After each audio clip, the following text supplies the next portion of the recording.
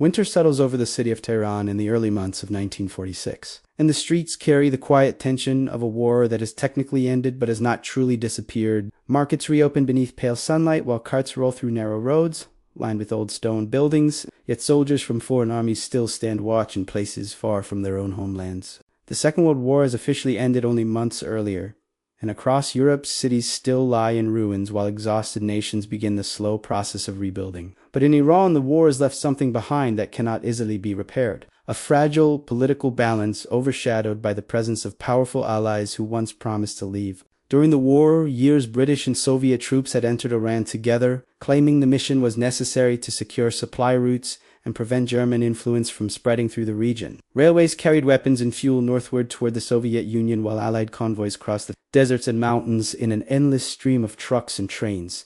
The agreement between the Allies had been clear and carefully written, promising that every foreign soldier would leave Iranian soil within 6 months after the war ended. Yet as the spring of 1946 approaches, that promise begins to unravel. In the northern provinces, Soviet troops remain firmly in place, their armored vehicles parked beside quiet villages and their flags flying above military posts that were supposed to be temporary. News of the delay spreads slowly through Tehran's government buildings, where ministers gather in long chambers filled with maps and anxious whispers. Official study reports arriving from the north, each message confirming the same troubling fact that the Red Army is not preparing to leave. Beyond the capital, the land itself feels divided between uncertainty and silence. Snow rests along the distant mountains, while cold winds sweep across fields where farmers continue their work, beneath the watchful eyes of unfamiliar soldiers in towns near the border. Soviet patrols move through narrow streets where shopkeepers lower their voices and conversations stop the moment boots echo across the stones. Diplomats in Tehran begin sending urgent messages to embassies in London and Washington, describing a situation that grows more dangerous with every passing week.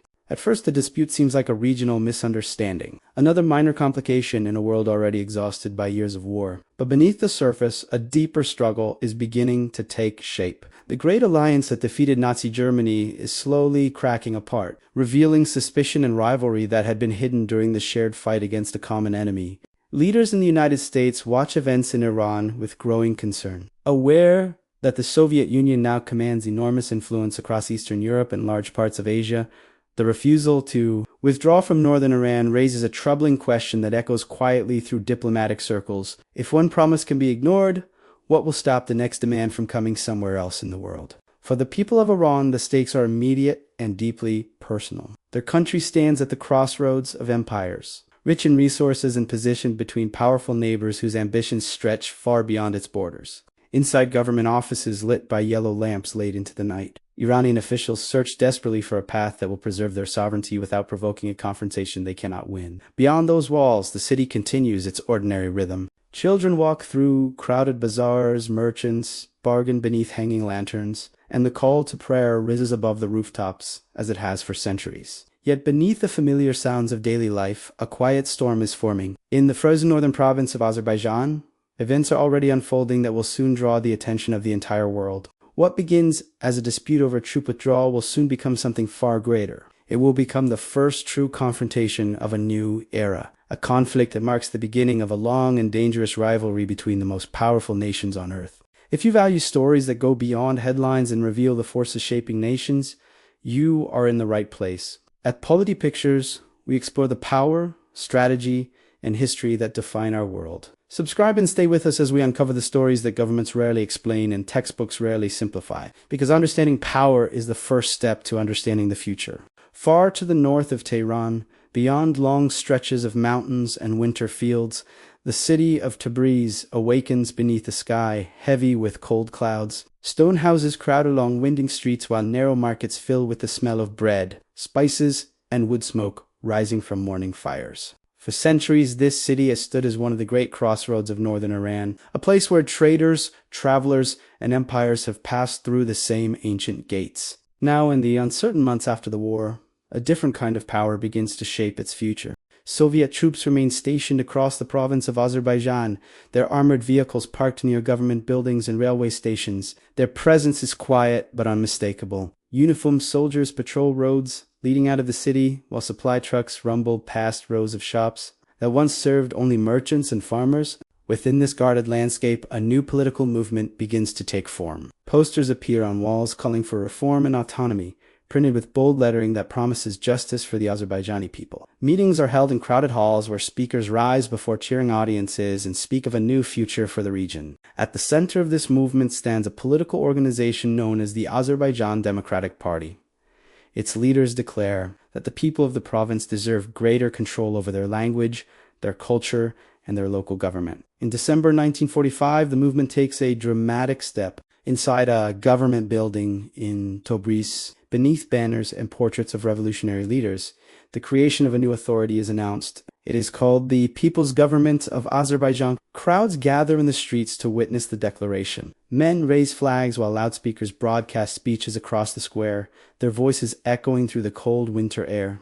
The new government promises land reform, education in the Azerbaijani language, and freedom from what it describes as neglect by the distant capital. To many residents, the message carries genuine hope. Farmers listen to promises that the land will be redistributed. Teachers hear plans for schools that will celebrate local culture rather than suppress it. Yet behind these public celebrations stands a powerful and silent supporter. The Soviet Union watches over the new government from just beyond the border. Soviet advisors move through Tabriz quietly, meeting with local leaders and helping organize administrative offices that mirror the structure of Soviet political systems. Weapons and supplies appear in the hands of newly formed militia groups that pledge loyalty to the new authority. While the movement presents itself as a spontaneous uprising of local people, its survival depends entirely on the presence of Soviet troops in the region. Beyond Iran's borders, the leadership in Moscow sees the situation through a different lens. Northern Iran lies close to the oil-rich regions that Soviet planners have studied carefully for years. Control over this territory would offer both economic advantage and strategic depth in a world where the balance of power is rapidly shifting. It would also extend Soviet influence southward toward the Middle East, a region already drawing the attention of every major power. Inside the streets of Tabriz, the transformation becomes visible. Government offices change their flags. Local officials who oppose the new administration quietly disappear from public life. Militia members in uniforms stand guard outside buildings where portraits of Soviet leaders hang beside the banners of the new Azerbaijani government. News of these developments travels slowly south toward Tehran. Each report arriving at the capital describes the same troubling reality. A new state has effectively appeared inside Iran's borders, and it exists under the silent protection of one of the most powerful armies in the world. What began as a delayed troop withdrawal is now evolving into something far more dangerous. In the snowy hills and crowded streets of Azerbaijan, the future of the region is being rewritten, and the world's most powerful nations are beginning to notice.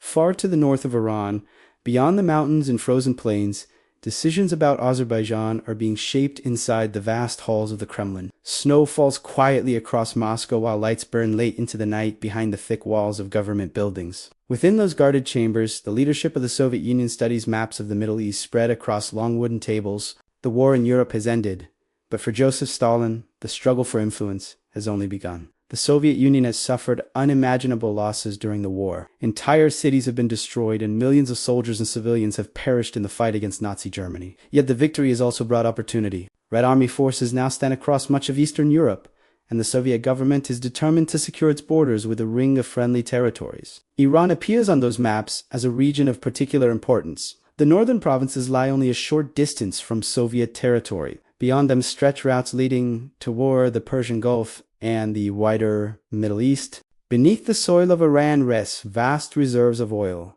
resources that every industrial power understands are essential for the future. In Moscow, the possibility of securing an oil concession in northern Iran becomes an attractive prize. Such an agreement would give Soviet companies access to new energy supplies while strengthening their political influence in the region. But gaining that concession requires pressure, and pressure requires leverage. The situation in Azerbaijan provides exactly that. By supporting the newly declared People's Government in Tabriz, the Soviet Union creates a powerful bargaining tool against the government in Tehran. If Iran refuses to cooperate, the fragile unity of the country may begin to fracture. Inside the province, Soviet officers quietly guide the development of the new regime. Advisors help organize local administrations while militia units receive training and equipment. Railways remain under Soviet control, ensuring that the region's connection to the rest of Iran grows weaker with each passing week. From the outside, the arrangement appears carefully balanced. The Soviet Union does not formally annex the territory. Instead, it maintains the image of supporting a local movement that claims to represent the will of the Azerbaijani population. This strategy allows Moscow to deny direct involvement while still shaping events on the ground. For Stalin, the calculation seems logical. Iran's government is weak after years of political instability and foreign occupation. The Western allies are exhausted from war and focused on rebuilding Europe. Under these conditions, the Soviet leadership believes it can secure its objectives without provoking a direct confrontation. But the gamble carries risks that even experienced strategists cannot fully predict. Every message sent from Tehran to foreign embassies increases international awareness of the crisis. Diplomats in Washington and London begin to compare intelligence reports describing Soviet troop movements and political activity in Azerbaijan. The pattern becomes impossible to ignore. What once appeared to be a local dispute now looks increasingly like a deliberate attempt to expand Soviet influence beyond its wartime agreements. Inside the streets of Tabriz, the consequences of these larger calculations unfold quietly. Militia patrols move through neighborhoods where residents watch cautiously from doorways and market stalls. Government announcements promise reform and prosperity, yet the presence of armed guards reminds everyone that power now rests in unfamiliar hands. Meanwhile, the Red Army continues to stand just beyond the horizon.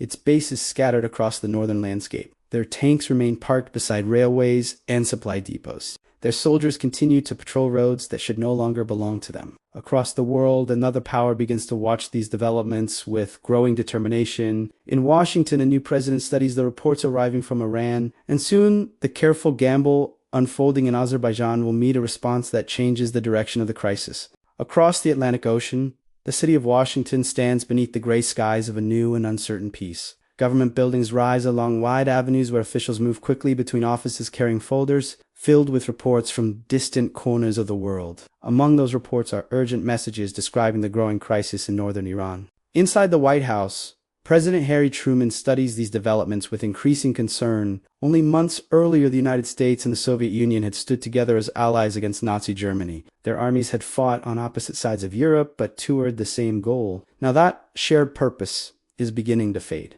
In its place emerges a quiet but unmistakable rivalry over the shape of the postwar world. The situation in Iran becomes one of the first tests of this fragile new relationship. American diplomats report that Soviet forces are still occupying northern provinces long after the agreed withdrawal date. They describe the creation of a separatist government in Azerbaijan, supported by Soviet advisors and protected by the Red Army.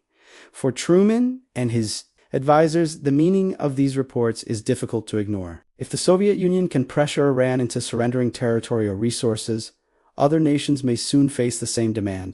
The question confronting Washington is how far the United States is willing to go to resist such expansion. Unlike the exhausted nations of Europe, the United States now holds a powerful advantage. In the final days of the Second World War, American scientists had unleashed a weapon unlike anything the world had ever seen. The atomic bomb had destroyed the cities of Hiroshima and Nagasaki in flashes of blinding light and unimaginable force. With those explosions, the United States became the only nation possessing nuclear weapons. Inside quiet meeting rooms in Washington, this reality casts a long shadow over every discussion about foreign policy. No official openly threatens the Soviet Union with nuclear attack, yet everyone involved understands the unspoken power behind America's position. Diplomatic messages sent to Moscow begin to carry a firmer tone. American representatives insist that the Soviet Union honor its wartime agreement and withdraw its troops from Iranian territory. At the same time, the crisis is brought before a new international organization created in the aftermath of global war. The United Nations had been founded with the hope that future conflicts could be resolved through dialogue rather than battlefield destruction. Now, the situation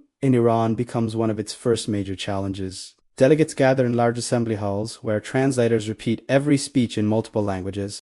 Iranian representatives present their complaint, describing how foreign troops remain on their soil despite clear agreements. The Soviet delegation listens carefully while defending its actions with measured responses. They claim their forces are still needed to ensure stability near the border and to protect regional security. But beyond the formal speeches, another conversation unfolds through diplomatic channels. American officials quietly warn that continued Soviet expansion could damage relations between the two powers at a moment when the world desperately needs stability. The message is calm but unmistakable. The United States is prepared to stand firmly against any attempt to reshape Iran through military pressure.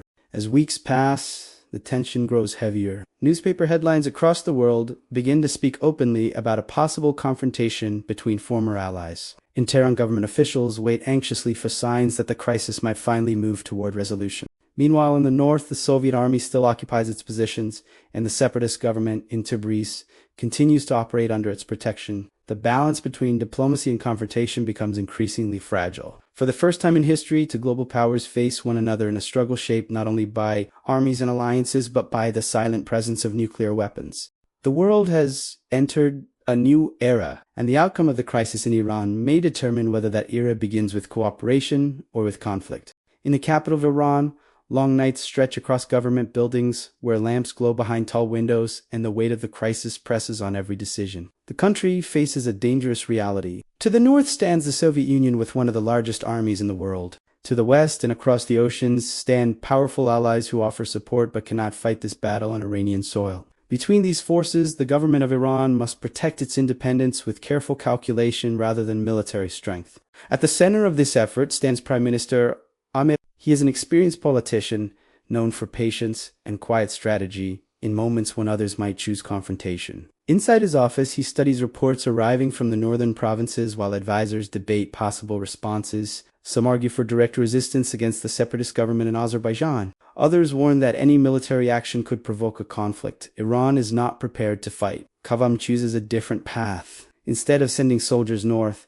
he prepares for a journey that will carry him directly to the heart of Soviet power. In the early spring of 1946, he leaves Tehran and travels toward Moscow, carrying with him the fragile hopes of a nation determined to preserve its sovereignty. The journey itself unfolds across long distances of mountains and railways still marked by the scars of war. When he finally arrives in Moscow, the city stands cold beneath heavy clouds while the Kremlin towers rise above the frozen river. Inside those walls, Kavam prepares to meet Joseph Stalin face to face. The meetings take place in rooms filled with maps, documents, and interpreters who carefully translate every word spoken across the long table. The discussions move slowly. Stalin presses for what the Soviet Union has wanted from the beginning. He seeks a formal oil concession in northern Iran that would allow Soviet companies to develop the region's resources. In return, he suggests that Soviet troops might finally withdraw from Azerbaijani territory. For Iran, the proposal carries enormous consequences.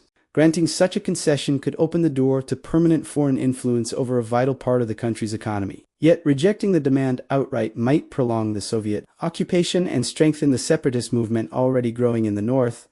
Kavam responds with careful diplomacy. He does not reject the Soviet request. Instead, he proposes an agreement that appears to offer cooperation while quietly delaying any final decision. The arrangement suggests that a joint Iranian-Soviet oil company could be created in the future, but the proposal includes a crucial condition. The agreement must first be approved by the Iranian parliament, and the parliament has not yet been elected. On paper, the promise seems generous. To the Soviet leadership, it appears as if Iran is prepared to consider the concession they desire. Yet in reality, the agreement binds Iran to nothing immediate or permanent. It buys time. Time for international pressure to grow. Time for the Soviet Union to reconsider the cost of maintaining its position in Azerbaijan. When Kavam leaves Moscow, the outcome of the negotiations remains uncertain. But the political landscape has begun to shift. Diplomatic pressure from the United States continues to mount. The United Nations keeps the dispute under international scrutiny, and the Soviet leadership must now weigh the benefits of holding northern Iran against the risks of provoking a broader confrontation. Back in Tehran, the government waits as weeks pass and signals begin to emerge from the north. Soviet commanders quietly prepare their units for movement. Supply lines begin to shift. For the first time since the crisis began, there are signs that the Red Army may finally be preparing to leave. The gamble of diplomacy has begun to work. But the fate of Azerbaijan has not yet been decided. Spring begins to soften the cold landscape of northern Iran as snow melts along the mountain roads leading toward Azerbaijan. Across the region, small villages awaken to the sound of trucks and engines moving slowly through muddy streets. These are not the supply convoys that had arrived months earlier. This time, the movement is heading in the opposite direction. Columns of Soviet vehicles begin traveling north toward the border, carrying soldiers who have occupied the province since the final days of the war. The withdrawal does not happen in a single moment. It unfolds gradually as units dismantle camps, pack equipment, and depart from towns where their presence once seemed permanent. Local residents watch quietly from doorways and market stalls as armored vehicles roll away beneath the pale sky. For many people, the departure feels almost unreal. For months, the Red Army had been the invisible pillar supporting the separatist government. Now that pillar is beginning to disappear. Inside the city, the leaders of the People's Government of Azerbaijan face a new and uncertain reality. Their authority had depended heavily on Soviet protection. Without that support, their control over the province grows fragile with each passing day. Government buildings still display the banners of the new administration.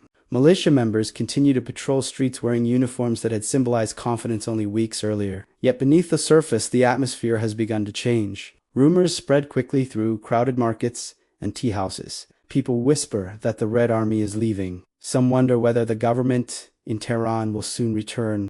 Others quietly begin removing the political posters that had once decorated the walls of their shops. Far to the south, the Iranian government prepares to act. With the Soviet withdrawal underway, Tehran now has the opportunity it has been waiting for. Orders are issued for the National Army to move north and restore central authority across the province. Soldiers begin their journey along long roads stretching toward Azerbaijan. Their columns pass through towns where crowds gather to watch the advance with cautious hope. As Iranian forces approach the region, the fragile structure of the separatist government begins to crumble. Militia units that once guarded government buildings lose their confidence. Some members abandon their posts while others quietly return to their villages. Leaders of the movement realize that without Soviet support they cannot resist a determined advance by the National Army. In Tabriz, the final days unfold with surprising speed. Government offices close as officials pack documents and prepare to flee across the nearby border.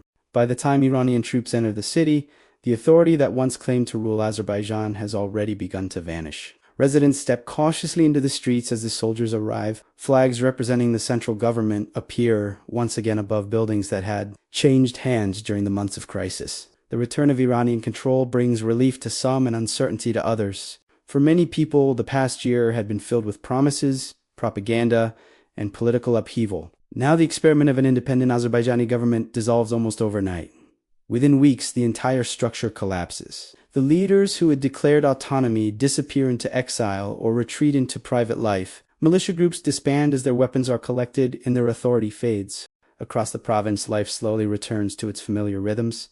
Markets reopen beneath the same old rooftops. Farmers return to fields that had waded through a winter of political turmoil. The sudden disappearance of the separatist state reveals a simple truth. Without the protection of the Red Army, it had never truly possessed the strength to survive. Yet the crisis has left a deeper mark on the world beyond Iran's borders. For the first time since the end of the Second World War, two global powers had stood on opposite sides of a dangerous confrontation. The armies have stepped back. The province has returned to Iranian control, but the rivalry that shaped the conflict has only begun, and the lessons learned in Azerbaijan will soon echo across many other regions of the world. The world is changing faster than ever, and every nation carries a story that shapes the global balance. At Polity Pictures, we bring those stories to life through cinematic journeys into power, politics, and history. If you seek depth instead of noise, perspective instead of propaganda, this channel is for you. Subscribe and join us as we continue exploring the forces that move the world. The next story begins now.